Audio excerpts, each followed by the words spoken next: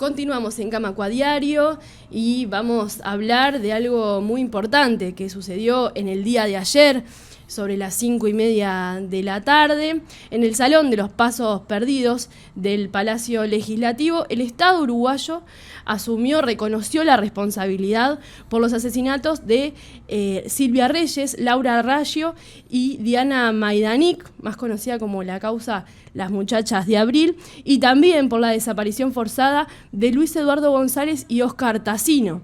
Este acto se pudo seguir a través de YouTube, de varios canales, fue transmitido y fue también marcado por la ausencia del presidente Luis Lacalle Pou y el discurso compartido por Karina Tassino, hija de Óscar Tassino, que fue muy conmovedor y muy importante. Estaremos valorándolo con una perspectiva histórica, seguramente con el tiempo. Para hablar de esto, le damos la bienvenida al abogado Martín Fernández de la organización Y el Sur, organización responsable que se encargó justamente de llevar adelante este caso ante la Corte Interamericana de Derechos Humanos, que sentenció al Estado uruguayo a hacer este reconocimiento. Bienvenido, Martín. Bueno, muchas gracias por la invitación, un gusto. Realmente muy, hablábamos fuera de aire, muy emocionado, muy emocionante esto que pasó en el día de ayer. Y me imagino, y quiero empezar un poco por ahí, para vos como integrante del Y el Sur, lo que debe haber sido esta sentencia y que finalmente el Estado logre, además con todo lo que pasó en el medio, efectivamente hacer y concretar este reconocimiento. Sí, es muy importante porque Y el Sur se funda, digamos, con el objetivo de tramitar este tipo de causas. Allá por el año 84, 85 eran uno de los objetivos fundacionales de la institución y bueno, y ha transitado un largo camino de acompañamiento a las víctimas de estos crímenes.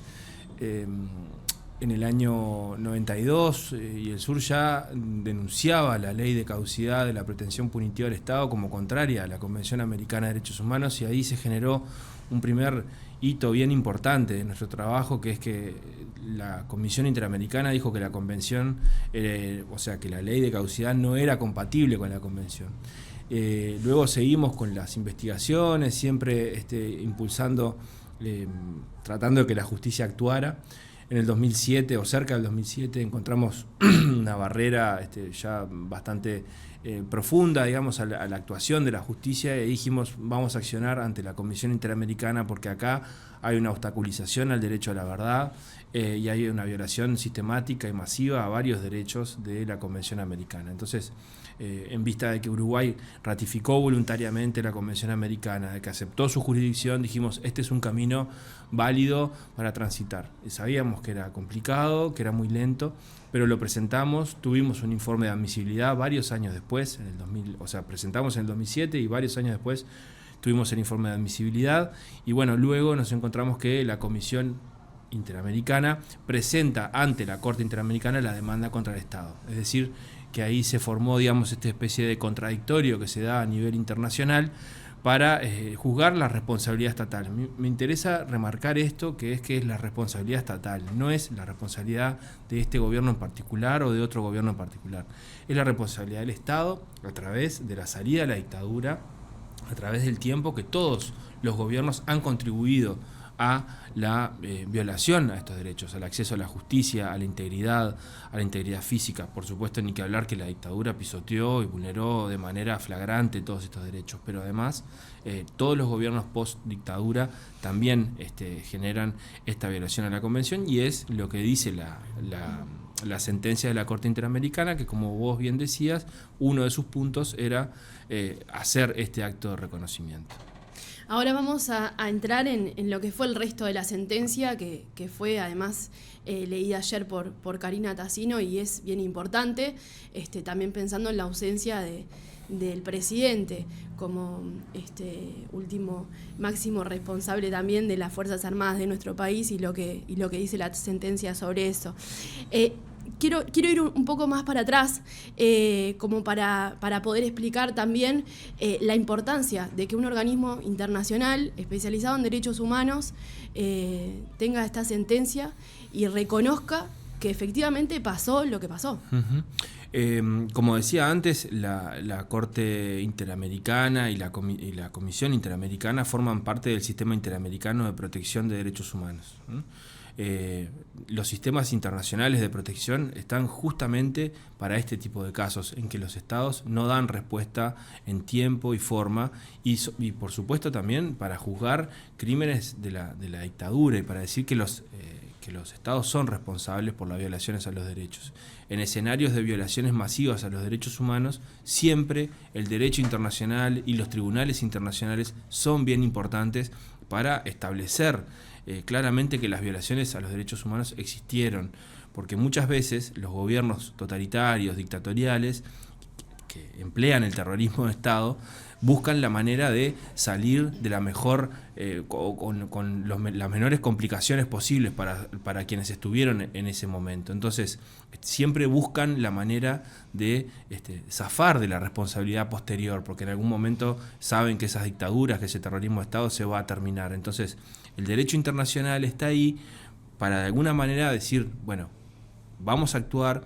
Estas cuestiones son imprescriptibles, son inamnistiables y no se puede ir contra esto. Entonces, es bien importante que la Corte Interamericana de Derechos Humanos y ya antes la Comisión Interamericana de Derechos Humanos haya dicho que el Estado es responsable por las violaciones a la Convención Americana. Y es la segunda vez que lo dice, porque ya existió el caso Hellman, que se presentó un poco después que nosotros, pero bueno, fue más rápido, llegó más rápido a sentencia de la Corte. Pero es importante que los organismos internacionales se pronuncien y que Uruguay acate y respete los pronunciamientos de estos organismos.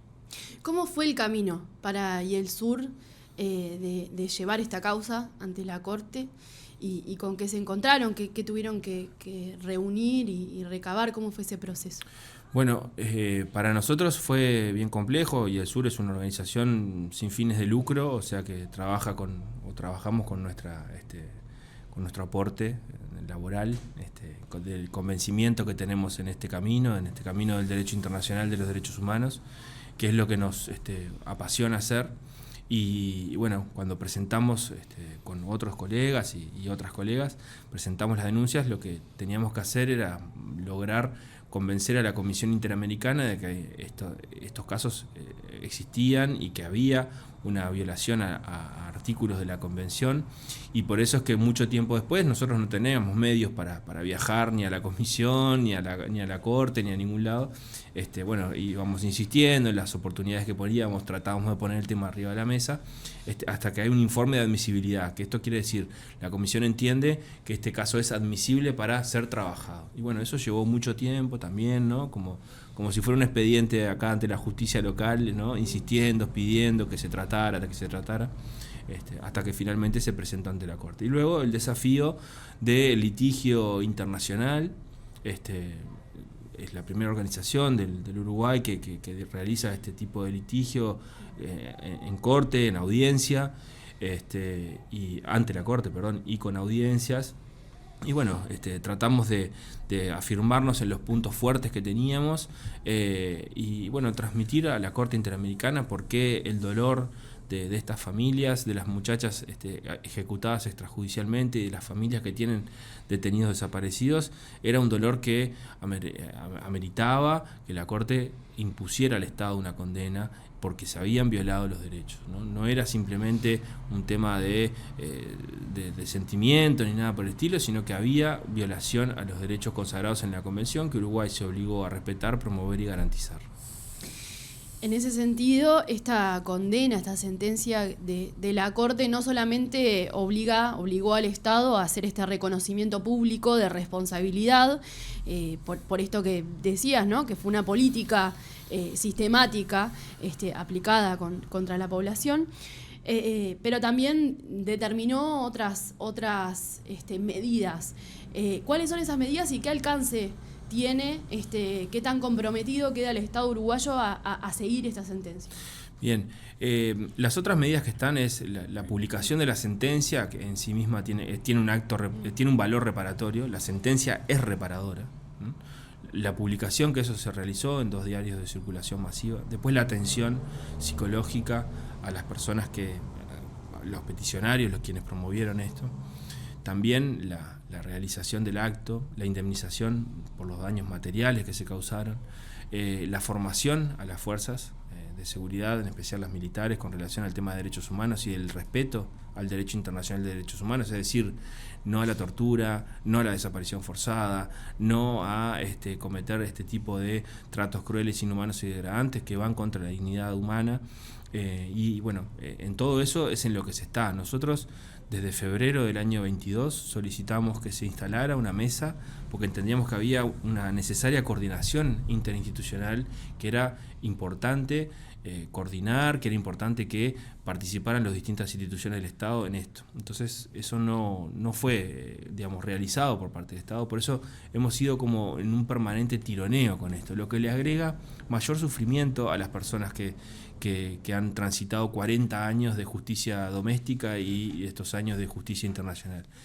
Nosotros no estamos acostumbrados, los abogados y las abogadas estamos acostumbrados a litigar, a tironear, a exigir, a negociar, pero hay personas que han transitado por tanto dolor y por tanto tiempo que no nos parece justo que tengan que estar demandando el cumplimiento efectivo de este tipo de cosas, ¿no? Esto tendría que ser mucho más aceitado, sin problemas, porque de alguna manera en eso va el reconocimiento de la condición de víctima. Cuando uno reconoce a la otra persona como víctima del accionar ilegítimo del Estado, no le complica la vida, ¿no? Se la trata de facilitar, porque entiende que el Estado ya violentó sus derechos. Entonces, incrementar el nivel de tensión, de se hace, no se hace, voy, no voy, estoy, no estoy, no va con el estándar más alto moral y ético que tiene que tener el cumplimiento de las sentencias. Entonces, también en las sentencias se establece que por supuesto se tienen que establecer planes exhaustivos para la búsqueda y aparición o de sus restos de Oscar Tassino y de Luis Eduardo González González. Son varias las medidas y bueno, el Estado tiene prácticamente todas para cumplir. Ha cumplido con lo del diario, con la publicación, ayer con lo del acto. Estamos viendo también, a ver, porque a golpe de vista tampoco vimos a los 3 comandantes. Queremos ver qué rumbo vamos a tomar con relación a estas cuestiones, pero nos parece importante señalar que la sentencia de la Corte habla de las 3 fuerzas, ¿no? Queremos saber qué es lo que pasó ahí. Tal cual. Esta sentencia y este proceso, más allá de el proceso de cumplimiento por parte del Estado uruguayo, ¿abre camino también para otras causas? Siempre las sentencias de la Corte Interamericana van abriendo camino. Uruguay no tiene una práctica de litigio internacional muy robusta, digamos. Uruguay tiene pocos casos, pero es más por falta de ejercicio y de músculo de llevar los casos ante la justicia internacional que porque no haya casos que ameriten ser llevados ante la justicia internacional. Entonces, en ese sentido siempre abren puertas. El caso Hellman logró muchos años después, porque recién se hizo en el 2017, que se creara la Fiscalía Especializada en Delitos en Crímenes de lesa humanidad, y eso ha sido un mojón muy importante. Entonces, las sentencias de la Corte abren caminos, hay que cumplirlas y también empiezan a generar esta idea de, bueno, sirve ir al sistema interamericano, que está muy lento, que tiene muchísimos problemas, que no es la octava maravilla del mundo, por supuesto, porque esto lo dicen hasta los propios actores del sistema interamericano, pero es un camino que tiene legitimidad y que es importante. Martín, te quiero preguntar, para ir cerrando, como abogado y como integrante de YELSUR también, en la importancia de dar estas batallas, justamente de disputar estos espacios, en este caso desde el derecho, y pensando también en cómo el movimiento social va ocupando y se va encargando de distintas áreas. En este caso, creo que es importante comentar un poco también pensando en la gente que se está formando, que está pensando en seguir estas causas y que está interesada en estos temas y que justamente recorrer estos caminos y estos procesos tiene resultados. Sí, como decía hoy, desde la fundación de IELSUR siempre fue muy, muy importante el apostar al derecho internacional de los derechos humanos, ¿no? Que es el que da la respuesta cuando la respuesta no está en la justicia doméstica. Entonces, la importancia de la formación en esto, hay que profundizar, ¿no? esta idea de poder acceder al sistema interamericano y poder litigar en él es muy importante también. Como abogado ha sido una de las experiencias obviamente más relevantes en mi corta carrera profesional, que de alguna manera también encuentra en estos casos un motivo para trabajar y para seguir adelante, ¿no? Esto obviamente hay que enmarcarlo en un proceso de transmisión, no solo de las causas, sino de tradición oral entre nosotros mismos, entre nuestros fundadores, entre cómo nos han ido transmitiendo de por qué trabajar en esto, de por qué de responder al llamado de las personas que solicitan la asistencia en este tipo de causas. Nosotros hemos presentado causas hasta por 100 denunciantes, es decir, para nosotros es muy importante cumplir con este mandato histórico y fundacional de IELSUR. Hemos abarcado otras áreas también, pero siempre vinculadas a los derechos humanos, al respeto a los estándares internacionales que se establecen en materia, por ejemplo, de la privación de libertad, de las cárceles, de la política de drogas, de la actuación de la seguridad, de las fuerzas de seguridad en calle. O sea, hemos tratado de ampliar nuestro espectro, creemos que lo hacemos con seriedad, aportando una mirada legal, pero que trata de conectarse siempre con la realidad y no estar despegados ahí de esto que sucede en el día a día, ¿no? Entonces, los temas de derechos humanos, de pasado reciente, creo que determinan gran parte de nuestro accionar cotidiano. Vos marcabas hoy la ausencia de los comandantes de las fuerzas y vivimos un momento particular. Esta pregunta capaz que es más política, y la ausencia del presidente, pero también las declaraciones de un partido que tiene una gran representación parlamentaria, tanto en la Cámara de Senadores como en diputados, que lidera Manini Ríos, que viene de las Fuerzas Armadas también.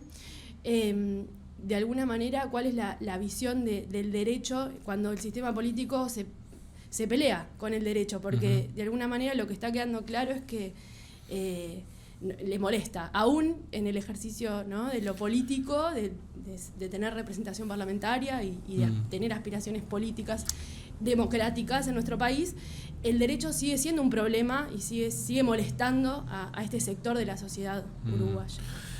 Sí, con relación a lo de los comandantes es una primera apreciación que vemos, porque vimos, bueno, solamente un uniformado, entonces no sabemos a qué arma pertenecía, etc. Con relación a la posición del partido Cabildo Abierto, bueno, de sus dirigentes, no estoy seguro que tampoco sea la posición de todos sus partidarios. Puede llegar a tener personas que entiendan que esto correspondía. O sea, es una posición que se ha manifestado por parte de sus dirigentes, principales dirigentes, que permanentemente cuestionan a la justicia. Yo, para dar una respuesta jurídica al tema, creo que es importante tener en cuenta que hay un juez de primera instancia que dice que los hechos pasaron de determinada manera, 3 jueces de segunda instancia que dicen que los hechos pasaron de determinada manera, una Suprema Corte de Justicia que dice que determinadas leyes o determinados hechos son de determinada manera, un tribunal internacional como la Corte Interamericana que dice que los hechos son de determinada manera, jurisdicciones internacionales como la de Italia que dijo que el Plan Cóndor existió y se pronunció en ese sentido, justicia argentina que también ha dicho que estos crímenes existieron, justicia en Chile. Es decir, es muy amplio la gama, la variedad de actores del derecho, de actores jurídicos, de jueces, de fiscales, que dicen que estos hechos pasaron de determinada manera. Ellos muchas veces intentan imponer la idea de que acá hay venganza, de que hay relato, de que hay...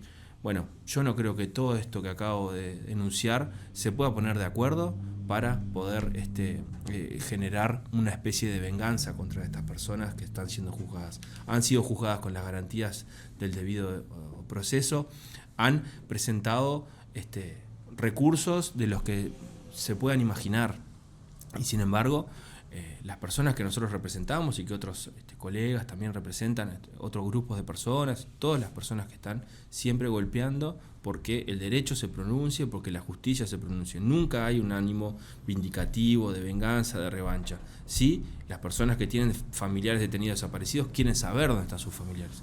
Todas las personas que demoran media hora en contestarle a un familiar dónde está, ya empiezan a desesperarse, imagínense esa situación sostenida durante 40 años y vos sabés que hay personas que tienen esa información.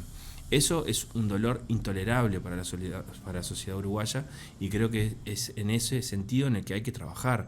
Que las personas que tengan información, hoy decía en otro lado, las personas que tengan información sepan que hay una institucionalidad que no está buscando responsabilizarlas en la medida que no hayan tenido responsabilidad ni en las torturas, ni en la muerte, ni nada de eso, sino que están buscando darle paz a muchas familias del Uruguay que aún no saben qué pasó con sus familiares. Y esto me parece que es muy importante. Creo que la Corte Interamericana apunta en ese sentido, y creo que lo del acto de ayer, más allá de las ausencias, de lo que sea, la manifestación de muchas personas muy comprometidas con esto, dan la clara señal de que la sociedad uruguaya quiere que eso se sepa. Cada vez más, ¿no?